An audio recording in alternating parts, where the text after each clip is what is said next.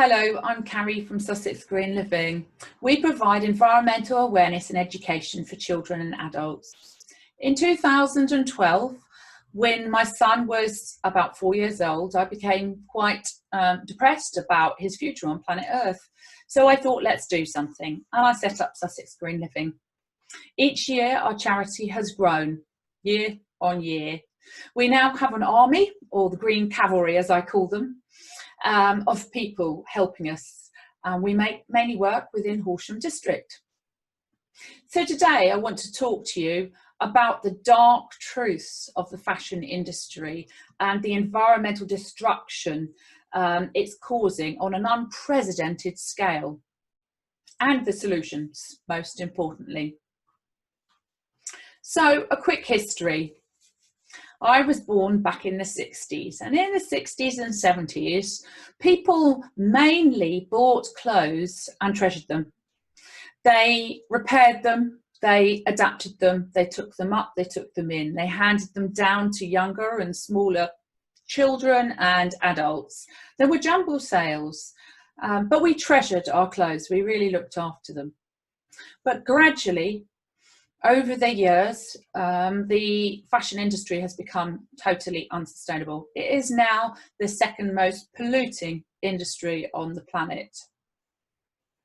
So fast forwards, things really started to go wrong in about 2000, when a lot of the big brands, the big clothes companies, decided to move their operations from the UK and maybe European locations to places like Asia, predominantly China.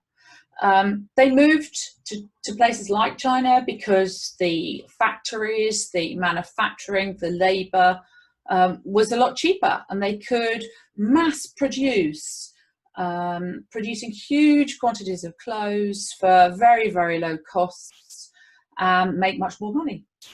So the fast fashion industry was born. Make it fast, buy it fast, dump it fast is what's actually been happening.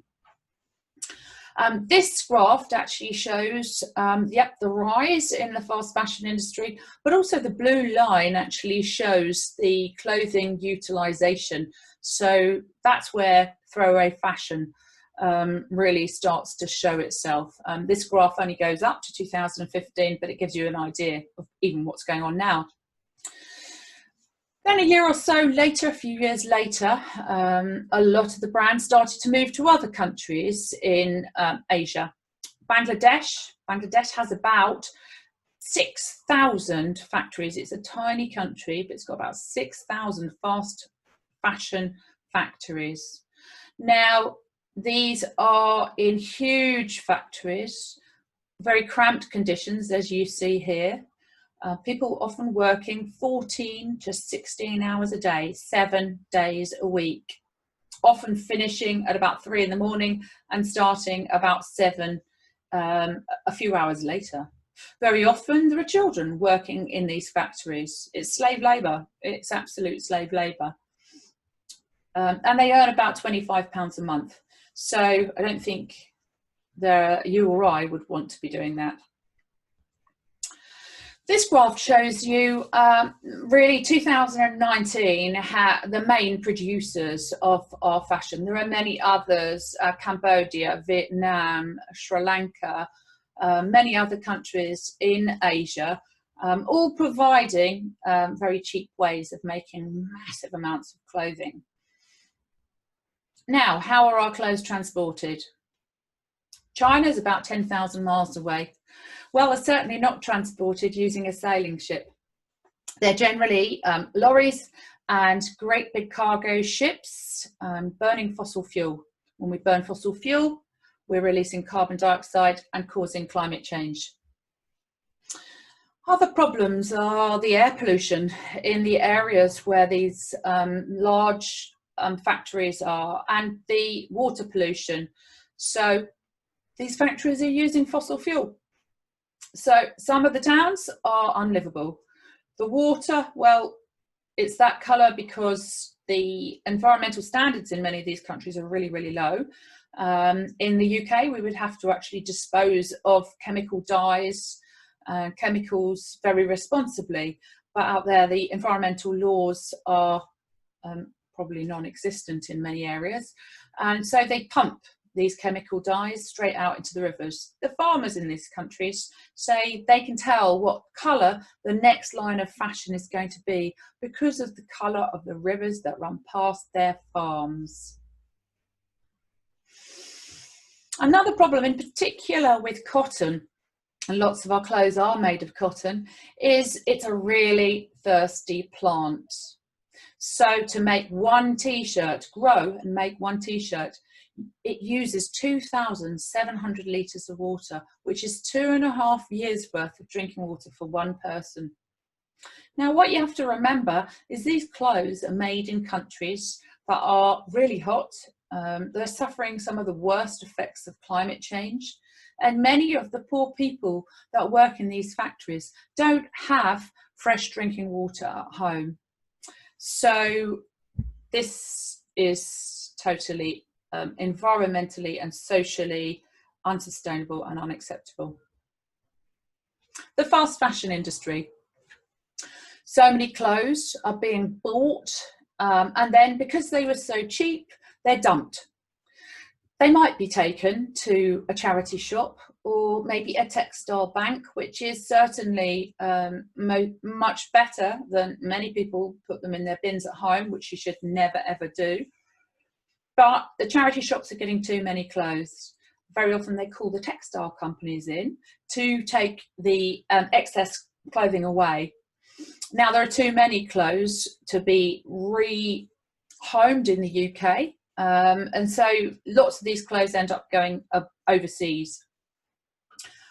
They tend to go very often to countries like Africa. Now, this would seem like a really good idea, wouldn't it? But if you consider the material has probably been grown in a country in Asia, it's travelled around Asia to be made, it's then travelled by cargo ship using fossil fuel through the Suez Canal, through the Mediterranean to the UK.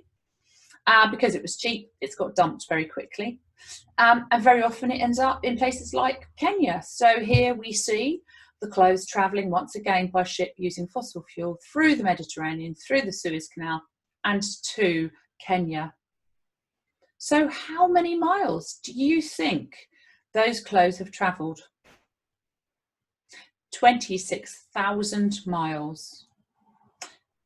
That's more than the circumference of planet Earth using fossil fuel. So hopefully now you start to see the connection between the clothes on our back and climate change, and how it's the second most polluting industry on the planet. So where is the social and the environmental justice in that system? So the fast fashion industry is just not sustainable. The wealthy countries have too many clothes, are buying and dumping too fast. The poorer countries are suffering, and it's just a totally unsustainable industry. What are the solutions? So charity shops, if you give your clothes to a charity shop, you must buy from a charity shop. They're getting too many clothes. And that's one way of being really green, is to buy second-hand. Jumble sales, second-hand sales, kilo sales are where you pay something like £10 for a kilo of clothes. You get many clothes for that. Some countries, clothes libraries are popping up. Swishing and swapping. Have a party with a friend. Children can do it as well as adults. Learn how to repair, learn how to reuse the materials that we've got all around us.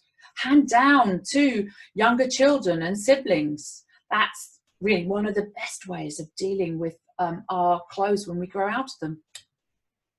So I'm one of the founders of the Horsham Repair Cafe. It was the first repair cafe in West Sussex. Now I think there's about 8. So if you want to find your nearest repair cafe, just go to this website, put in your postcode, and you'll be able to find where your nearest repair cafe is. And maybe you could help your nearest repair cafe.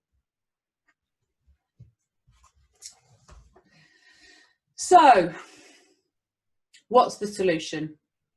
We need to buy less and wear longer. Buy better, buy recycled, buy organic, buy ethically and sustainably. Find companies who are looking after the planet and doing their best to use recycled and organic materials. And buy second-hand, clothes swap, mend and repair. For the sake of our children, future generations and all who we share this beautiful planet Earth with, please help us to make change and to build a more sustainable future.